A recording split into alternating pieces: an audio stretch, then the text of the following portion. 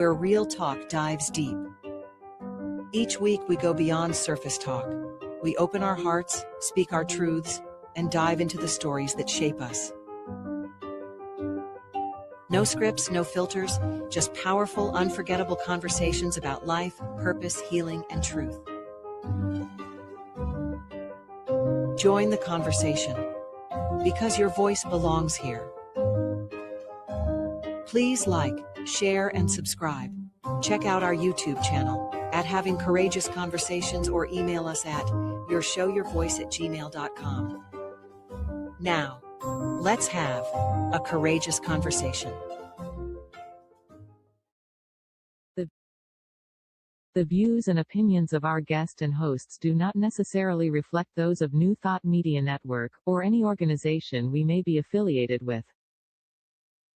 Here at New Thought Media Network, we welcome freedom of speech and courageous conversations. There are many topics that can be difficult to navigate. Challenging the status quo and engaging in lively debate is important to expanding our understanding of one another, and life in general. Creating a peaceful world doesn't happen because no one disagrees, it happens from a willingness to understanding one another. In our programming, we strive to expand consciousness and assist people in creating remarkable lives. Your comments are welcome at info@ntmedia.org.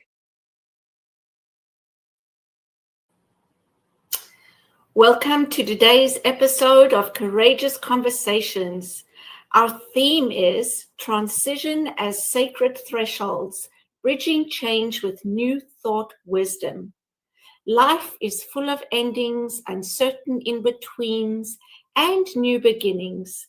And while these moments can feel daunting, they also hold profound opportunities for growth. I am Cheryl Rogers, and I'm delighted to be here with my wonderful co-host, Mark Dupuis. And together we'll be guiding this conversation with Reverend Dr. Tynya Beverly, who will lead us through William Bridges' transformation model of transition, illuminated by the wisdom of New Thought philosophy. Thank you, Cheryl. And I'm happy to introduce Reverend Dr. Tynya Beverly, who is a poet, author, staff minister at the Center for Spiritual Awareness. She leads the African American Suicide Prevention Project and facilitates safe Black space healing circles. Wow, so much to talk about. A retired chief learning officer for the state of California, she now cultivates healing through spiritual leadership, social justice, farming, and creative retreats. Thank you for joining us today. It's a pleasure to be here. Yeah, Now, and what a powerful woman Reverend Dr. Tynya is, that I'm so grateful I got to speak to and hear her speak at the Association for New Thought Network conference. So tell us a little bit more on this topic. Yes. I love talking about change because I think change, if we begin to understand it, it is absolutely liberating. And for those of us who are in new thought, we can sometimes get pulled down by the daunting feeling about changes in our life. But if we had a different framework on this, I suspect that we would give ourselves a little bit of grace as we move through some of this. The one thing that I want to share is that change is inevitable. It's a part of our life. And so it's amazing to me how we kick and scream and resist when changes come about. And if we could just put a different frame on it, I think it would help us to move through that process. And what I call, we get through it because we're soldiers. We're going to get through the change. But I also find that we're like the walking wounded when we get to the other side. Mm-hmm. So we can choose how we get through changes. Change is going to happen with us or without us. Mm-hmm. And I was introduced to Dr. William Bridges many years ago. My background is in organizational development. And so I had a major downsizing effort where I had 13,000 employees that we had to move from a manual system to an automated system and call centers. And folks were resisting and kicking and screaming. And when I became certified in this training, I got a chance to sit with Dr. Bridges.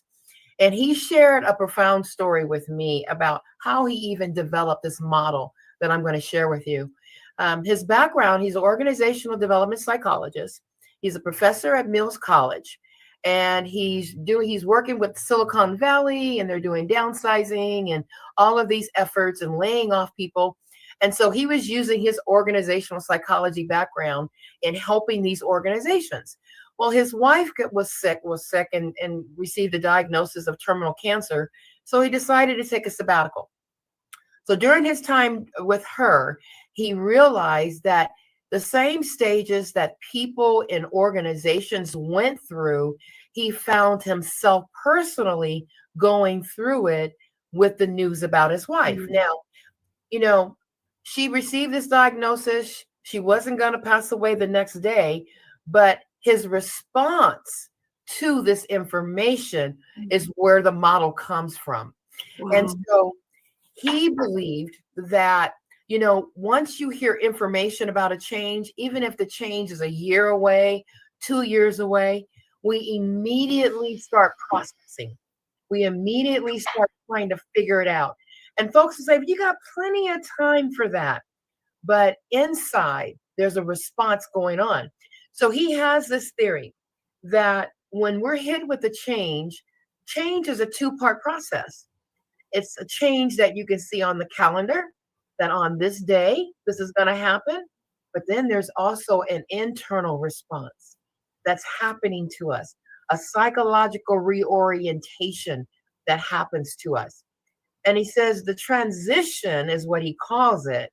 He says it comes in 3 phases. There's an ending, there's a neutral zone, and then there's a new beginning. Mm-hmm.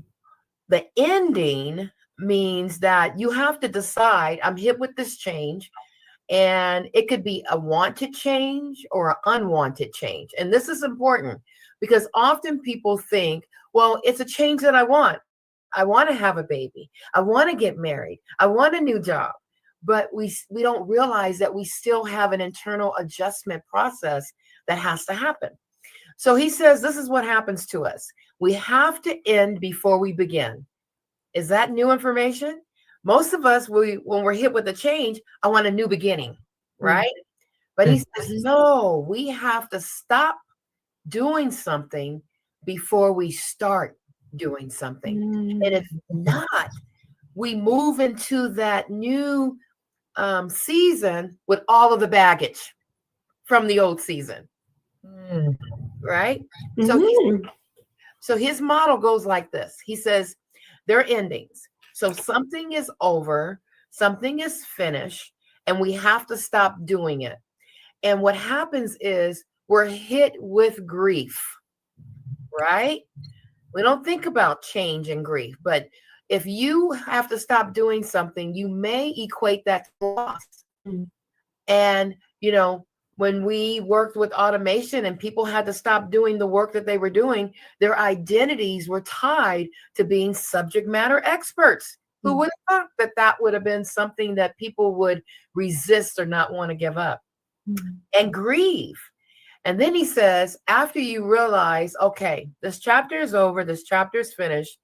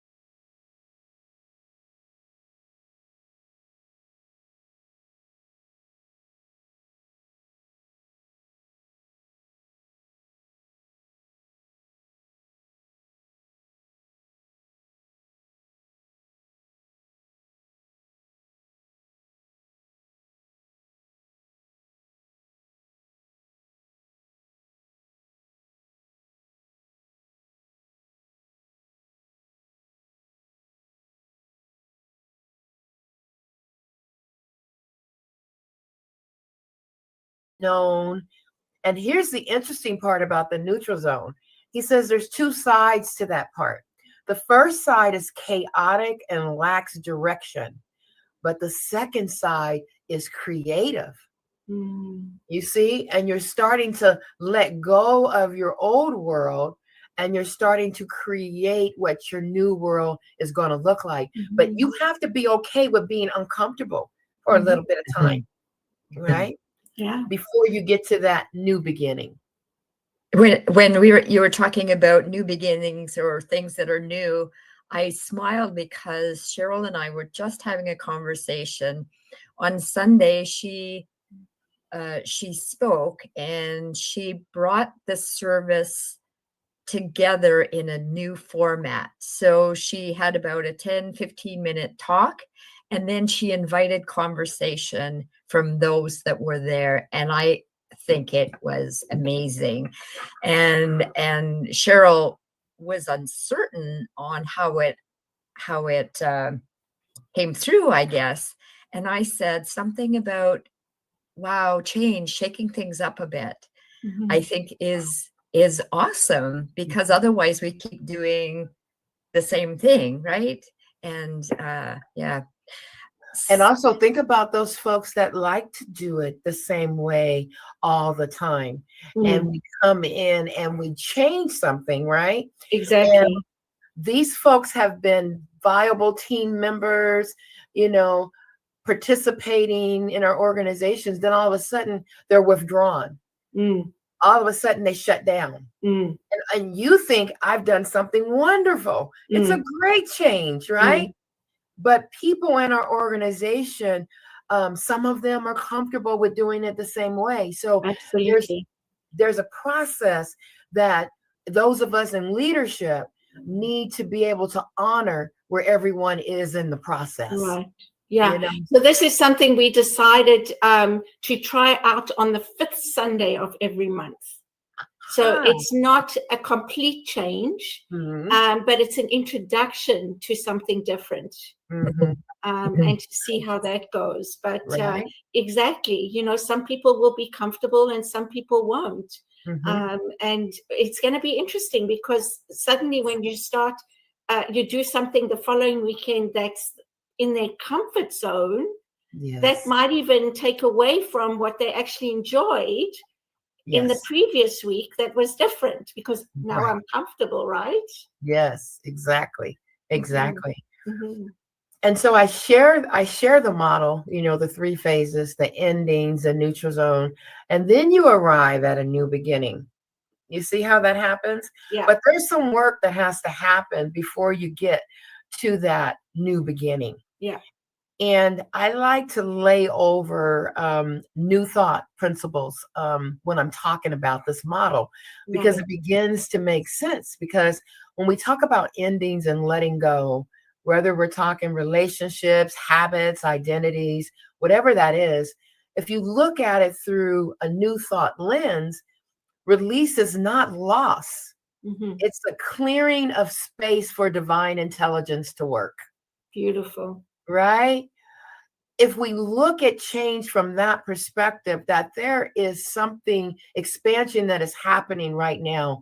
And if it wasn't because of this change, I wouldn't be going through this right now. How many times do we're hit with the change and we're like, oh no, I'll never get through this. And then when we get through to the other side, you look back and you go, wow. Yeah. Transformation. Yeah, right. Absolutely. I really believe that in order to grow and learn spiritually, change is required. Yes. Right. Exactly. And if we can begin to name the change, we can begin to do something about it. Now, the tools that we use are our basic spiritual practices that we use on a daily basis are the same tools that we're going to use to get through change. You know, it's asking those questions about, all right, I've named the ending. Okay, but what chapter is over for me? What do I have to stop doing? And maybe you're journaling about that. Maybe you're praying about that or meditating about it. Or how about developing a vision board for what this new beginning is going to look like for yourself? Often when I find myself in difficult changes, I'm a cancer survivor, and I found myself having to self-medicate with this model. I had to use things like affirmations because I used to call my spiritual practitioner and go, remind me of my truth because I can't remember today, you know? And with affirmations and affirmative prayer, it kept me in the consciousness, and I had to do it daily, so that I didn't get caught up in my illness and in the process. And so I was able to move through that, that process. So is that what you would call positive thinking, or is? Yeah. Absolutely. And it's difficult to have positive thoughts when you're faced with challenging events. And what you'll find is that it's a point of focus, because if not, you're going to spiral down and you're going to get caught. And what happens is we get more of what we don't want. Right? So why not be in control of my destiny by using my spiritual practices, using those tools that will support me through this difficult time? I think we forget about those tools. You know, there's a death of a loved one, a divorce. When people come to me for prayer, it's almost like they've forgotten everything, because change disrupts the flow of your life. Knocks you off your game. So to be reminded that, you know what, you can get back on even ground by using your spiritual practices to get you through these difficult times. And I would suggest, by what you just said, when somebody comes to you in a time of challenge, distress, that you wouldn't use the words, "Oh, think positive." Oh, no. I would, based on what you were saying a minute ago, I think you would talk them through the steps. And I have a bit of a hackles going up because it's often used very lightly. Oh, just think positively and everything will be just fine. Can you explain a little bit more on how you would? Oh, absolutely. I would not start telling folks, use the power of thought and take yourself and pull yourself up by your bootstraps. I would have a conversation about, because of this change, what do you think is ending for you? What chapter do you think is over? What do you have to stop doing because of this change? It's coming from the heart. You wouldn't want someone to clobber you with think positive, because we have to honor where people are. And this person is in pain. They're grieving. And so the last thing that you want to do is be a metaphysical bobblehead, right? And do spiritual bypass on them and act like what they just said was not real. We have to stay in the feeling part, because when we skip over the feelings, that's where we wind up packing our bags full of all that stuff. And we wind up at the new destination with these pack bags. And then someone says something and the lock pops. And then they get it. All of it. Right? And it's just unresolved change. It's just, we don't spend time. We're in a let's do it society. There's no time for you to process your change. And then think about it. Most of us go through more than one change at a time. And so to be able to unplug and process, I mean, the big ones, people give us that grace, if you lose a loved one or something. But when you lose a job or you're going through a divorce, people seem to, the compassion is not there when they're saying, oh, you'll get over it. Oh, it'll be better. It's like, no, we need to meet people where they are. Yeah, I agree. I think people that say that are, and I used to be one of them, they're actually trying to make themselves feel better. Right? It's not about the other person. It's dealing with the discomfort that they're feeling about what the other person is going through. Absolutely. Yeah. Absolutely. And but some of us, especially in New Thought, we don't want to have to deal with negativity. Well, the perception of it. Well, can we reframe that? Maybe it's not negativity. Maybe it is just another experience in our life, and that we need to allow it to unfold. Yes. What is this time teaching me? I remember lighting a candle and writing in my journal, and writing affirmations like, I bless what has been and I release it with gratitude.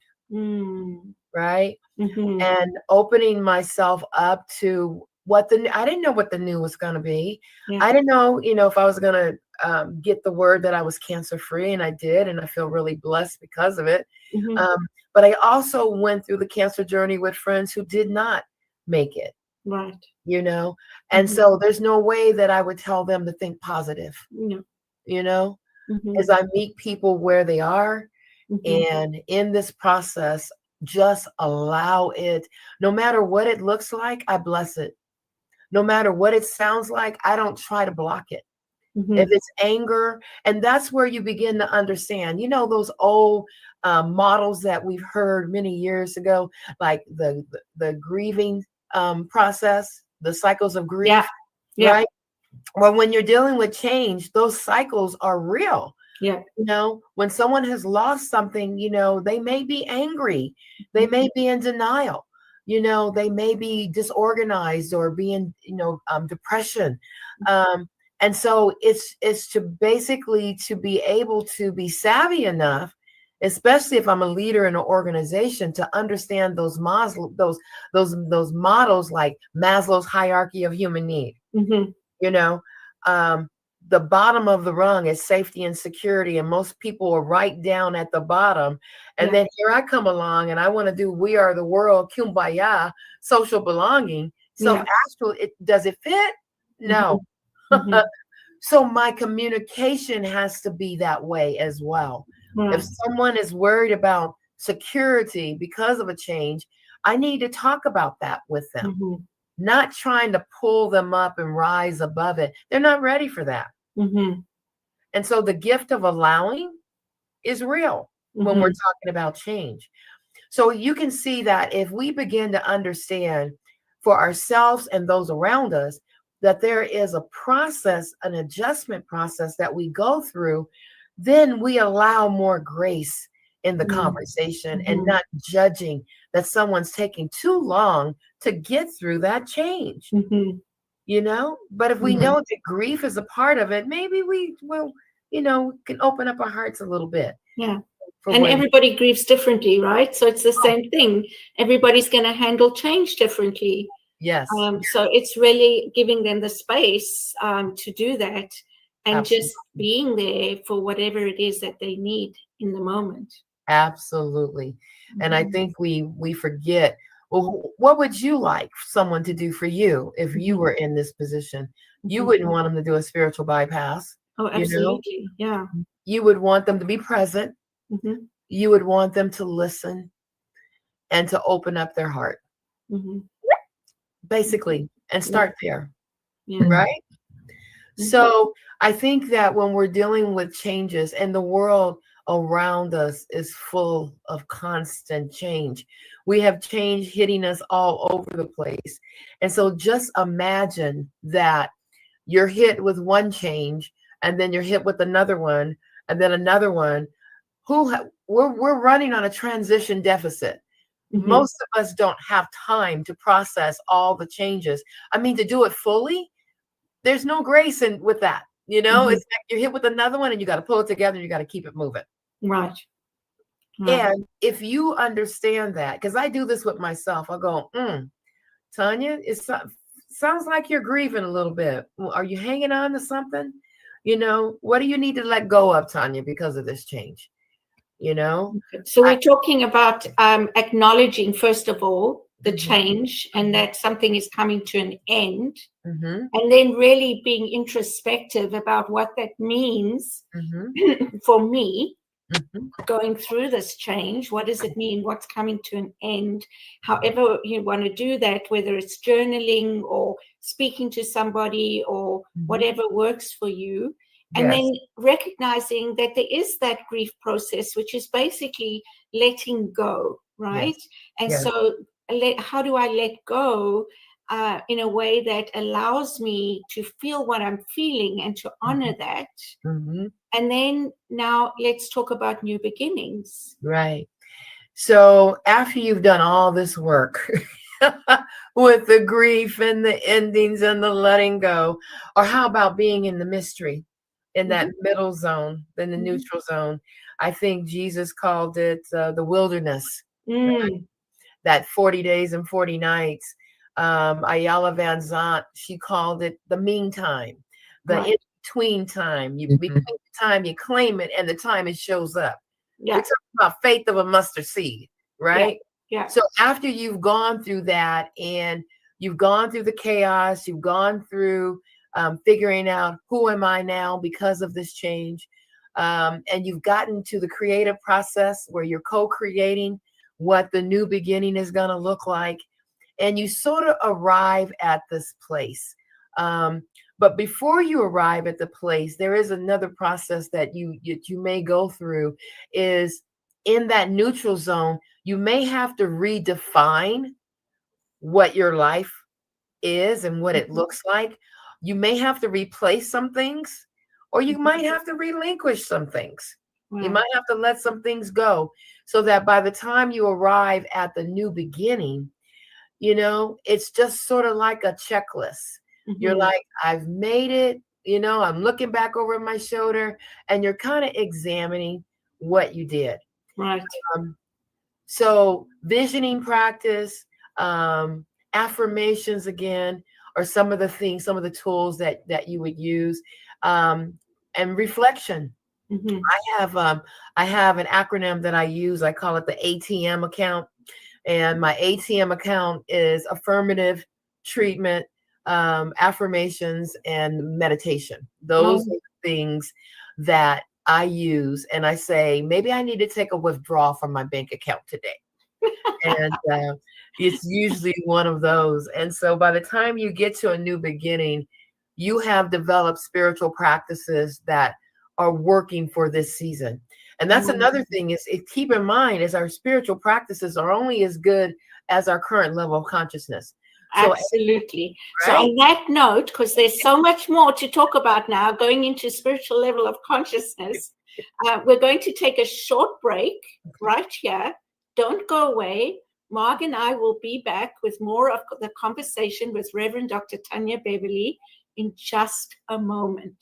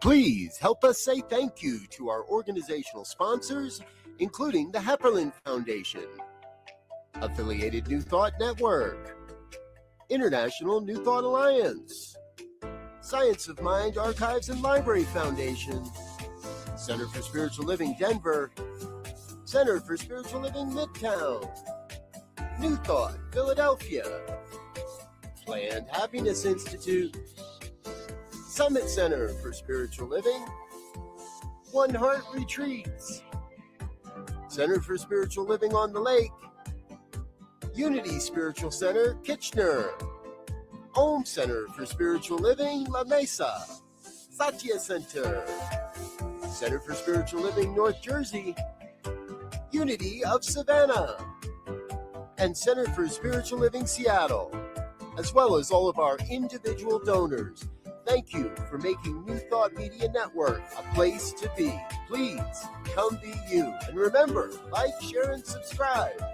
New Thought Media Network, positively inspiring.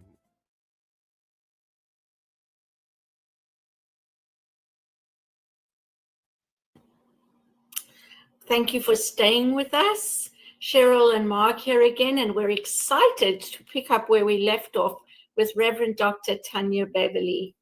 And yeah, what we were sort of just going into, I think, a slightly different topic, but still relevant.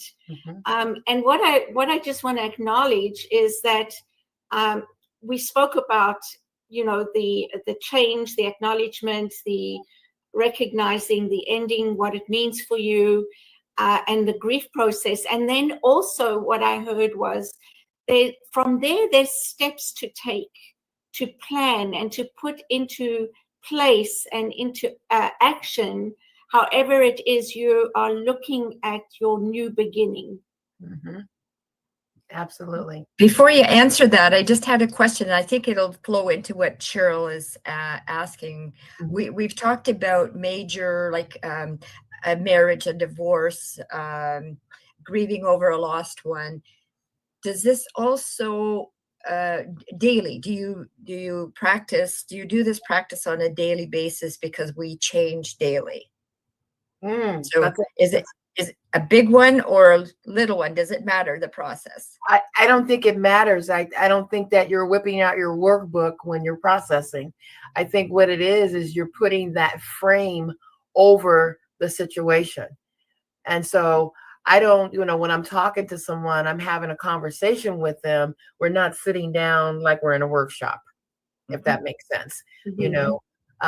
We're able to talk through where they are and where do you want to be, in this process, and using the practices, visioning practice, affirmations, community support, mentorship, accountability partner are some of the areas. And then maybe it's reframing my thinking about divine order, and what that means, and expanding my worldview around where I see myself, moving in the next season.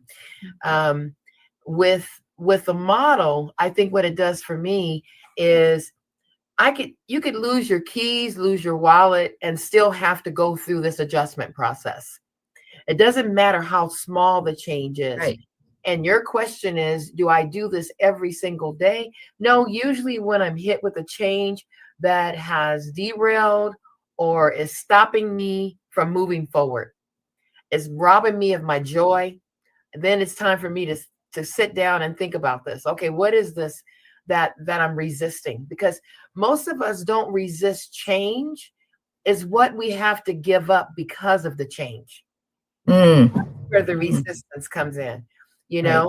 So I sell my house, and I want to sell my house, but the grief comes about because I'm going to miss my neighbor. I'm going to miss the familiarity in my neighborhood. The postal carrier, my doctor, my cleaners. Those are the things that we resist giving up, not the change, the big change, because most of us are soldiers and we're pretty good at managing change. But the subtleties of change, what Dr. Bridges calls transition is the piece that most of us don't manage.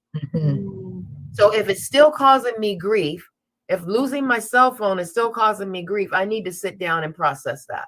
Right. I need to work on that.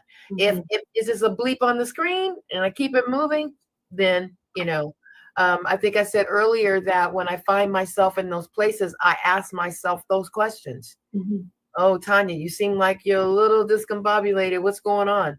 You were hit with that change. And so what did you have to give up because of that change? Oh, my friendships. Oh, I'm angry right now. And I can walk, giving myself a little grace. I'm pissed off right now. And it's okay to be in that. Yeah. And that's what the model has done for me. It has allowed me to be real with my feelings and to check in and have a place to process that it's okay to have these feelings. Yeah. And that's a big one, right? In the society we've grown up in and the way we've been conditioned, we tend to judge our feelings, to criticize ourselves for them. And so it's really about really coming to that understanding that what I'm going through, it's natural to have these feelings and it's okay to have these feelings. And I need to feel them to release them. Yes. Right. Yes. To just push them down is going to create something that's maybe going to burst and come out somewhere else further down the line. Yes. Yes. We have to remember that change is not a disruption. It's a call to action. And transition is the teacher, because we're being summoned to rise with sacred defiance, Oh, I love that. Right? Yeah. Because it's like I'm challenging, like you say, doing something different every fifth Sunday. That's creating an environment that's allowing your community to know that on this particular day, it's going to be something different. And that's preparing people to embrace what this newness, instead of resisting it, they open up. So being able to communicate to people, I have, when I'm communicating something new to people, I call it the 4 Ps. And I need to tell you the purpose. Okay. I need to paint the picture of what it's going to look like. I need to tell you what the plan is. And then I need to tell you what your part is. So as soon as I can tell you your part in this, then you can get on board, right? Yes. But think about it. We're always talking about the picture, the vision. If I can paint, I may not have the plan, but I can say, this is what the vision is for this. Then maybe people can hang in there a little bit longer until I can get the plan together, right? They'll give me some grace. Now, okay, I got the plan now, right? Here's the plan. And now here's your part in this. Beautiful. And I found that is a wonderful way to communicate difficult information. As a leader, I've got to move this organization forward, whether I want to move ahead or not. And I know there's going to be some resistance, but what I do is I take those baby steps and I begin to lay it out like I would want it laid out for me. Right. And then we wonder why people resist. It's not, it's what they have to give up. Now I'm not the subject matter expert anymore. You're changing the system. My identity has been changed, right? So it's just a different way of looking at change. And I think if you look at it from this perspective, you give yourself a little more grace, in the process, and not so hard. You really should have yourself together by now, But when you think about, having to give up things that are important to you, like your identity, it's important. That story about the monks, that the woman that was on the riverbed that was crying, and 2 monks come along, and one of them, she says, I need to get across the river. And then one monk helps her across the river. And then the other monk is there talking to him. You shouldn't have carried her across the river. We have a vow of celibacy. You can't do this. You're not supposed to touch a woman, and the monk turns to the other monk and he says, my brother, I carried that woman across the river, but you still carry her. Wow. You still carry her. Yeah. And how many things do we carry like that? Well, we could just lay them down right by the riverside, okay, and leave them there because they're not ours to carry anymore. So what do I have to let go of? Got to let go of something, honey, or you're going to be walking wounded by the time you get to the end of the journey. Right. Yeah. And it's not pretty. Yeah. I am so glad this is recorded. Bless you, Just saying. Yes. Just saying. Repeat. Well, and it's so interesting because I think the same thing is said for anyone who's going into ministry. Yes. Right? Yes, absolutely. It's the same kind of process. Right. I thought you were going to say menopause. Well, that too, honey. Yeah, exactly. That too. Well, think about it. You know, some of the things that I tell people when you're especially in that neutral zone are things like protect your peace, right? Don't engage in things that don't add value to your life. This is your time of reflection and choose silence as power. You know, it's not a negative thing. And then let go of what no longer serves you. Lighten the load. And we don't do that. We carry everything and the new stuff. Yes. How heavy that is? Yeah, it just is way, way, way too much. So when people say, well, what does change have to do with it? Change has everything to do with it. If you don't process, because it will process you. Right. Guaranteed. Yeah. And you said something in the beginning that it's a choice.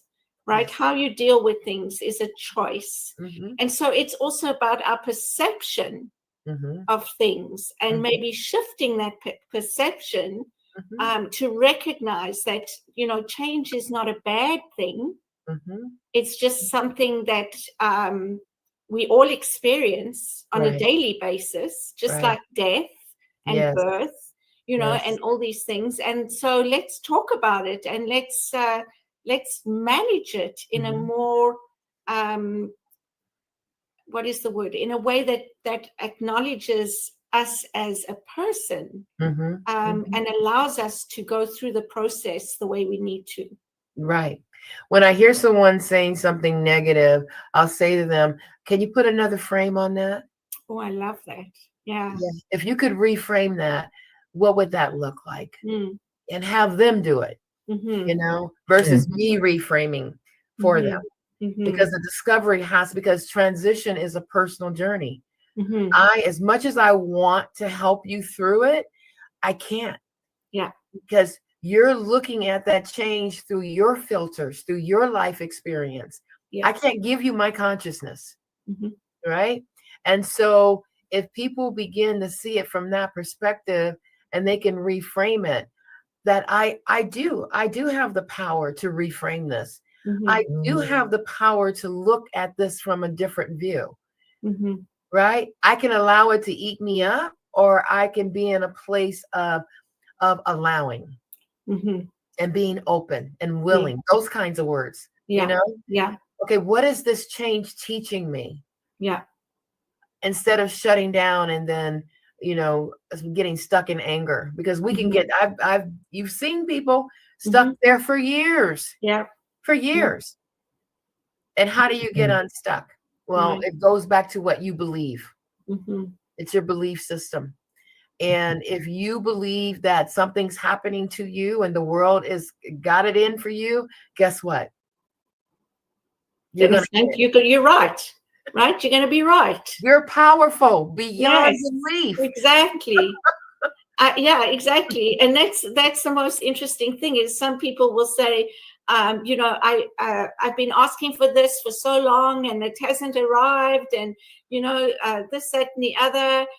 Well, what's the thought behind that? Because if you're saying it hasn't arrived and I'm waiting for it, you're going to continue waiting for it, and it won't arrive.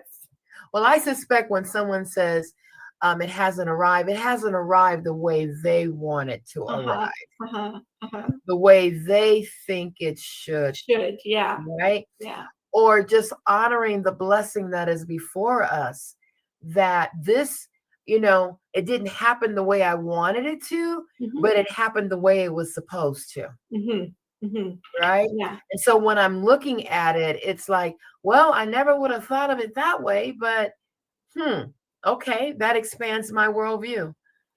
Yeah. I've got a whole different perspective. So it's allowing and embracing what is versus. And I think you spoke about consciousness, the level of consciousness. Yes. Right. Yes. And so there is a maturity, a level of spiritual maturity to be able to understand that and to be able to go there, right? Whereas sometimes we get in the way of ourselves when we're not at that level, we're not ready to go to the next step of processing what it is we have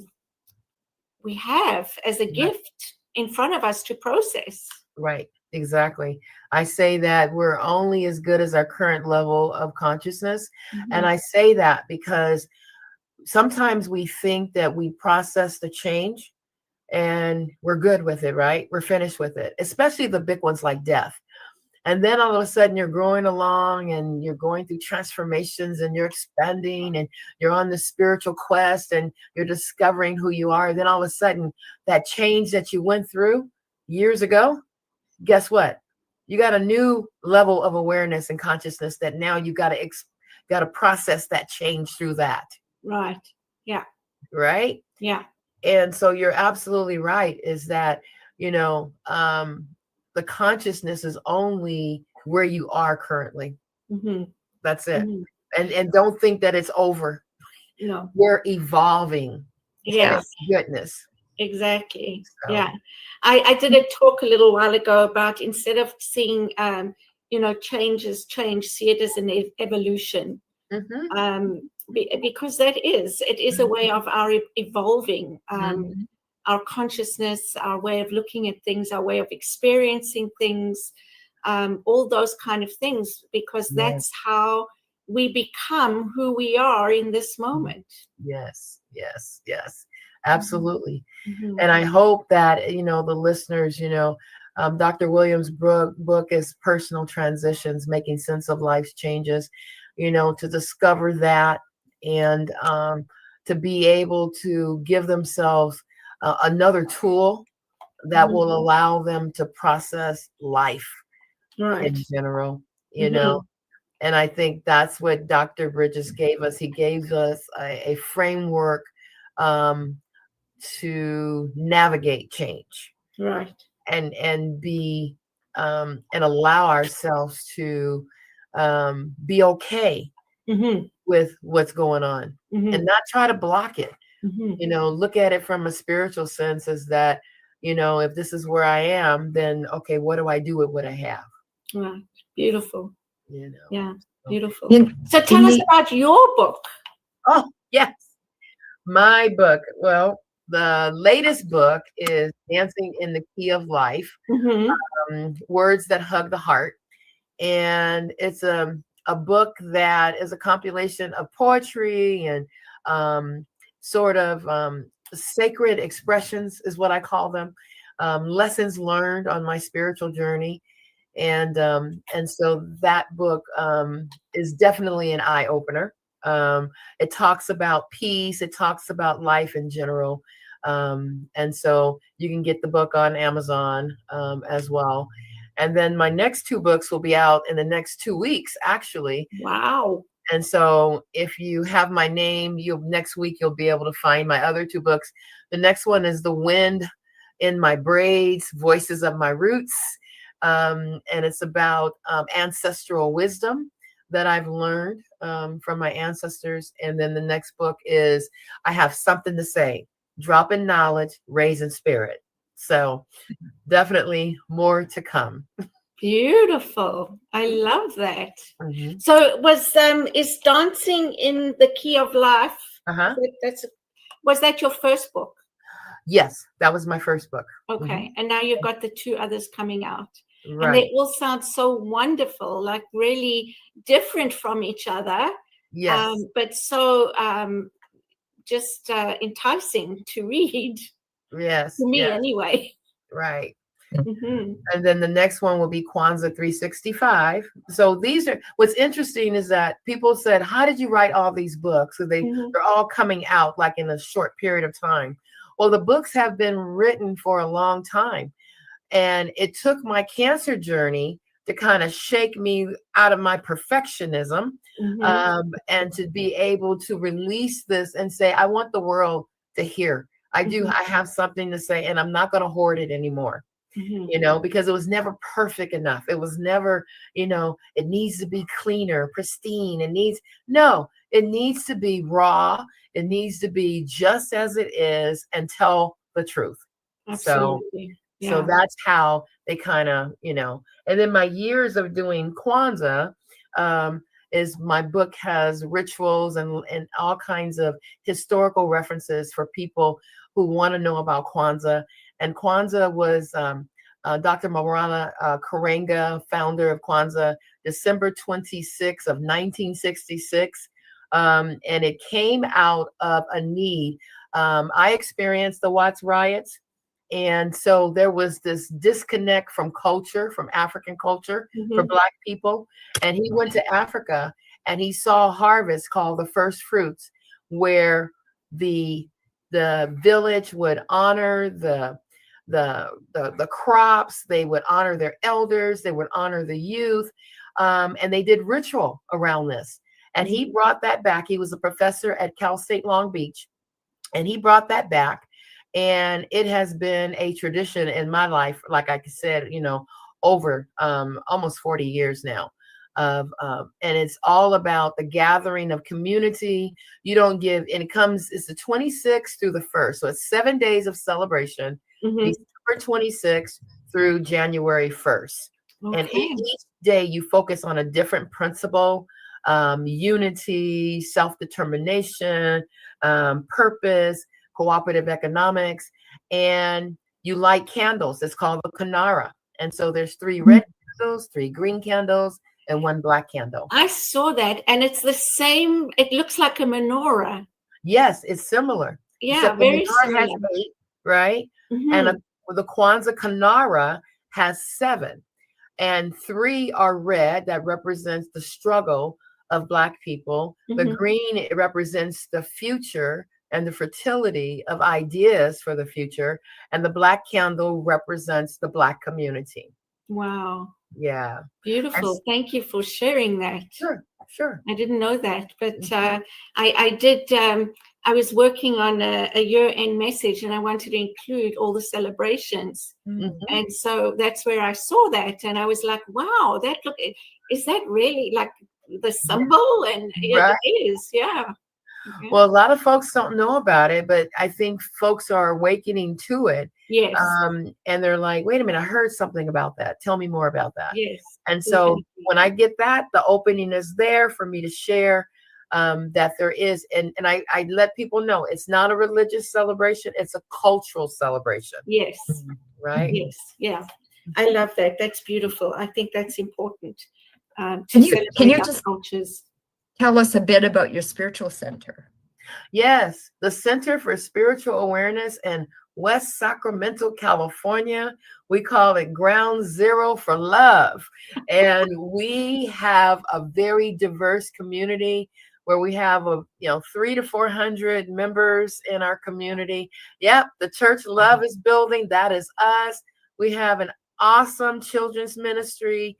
We have a praise and worship ministry, great choir, wonderful pastor, and we have a big social justice ministry that includes racial healing. It includes our white affinity group. It has the Kwanzaa is a part of that. We have Authentic Voices, which is a diversity and inclusion diversity readers theater. And so you can go on the website at csasacramento.org and you can find out about a lot of our activities that we're involved in. I am a social justice farmer. And so I set up a farm stand at my church every Sunday from what's left over from our farmers markets. I have a list of 20 cooperative farmers, and they gladly allow me to pick up their their produce that they're not able to sell, can't sell, or have too much of. And then I'm able to give that back to my community. And I realized that even in my church, which it's an abundant center, we still have a food desert in my community. And so I'm teaching people how to grow.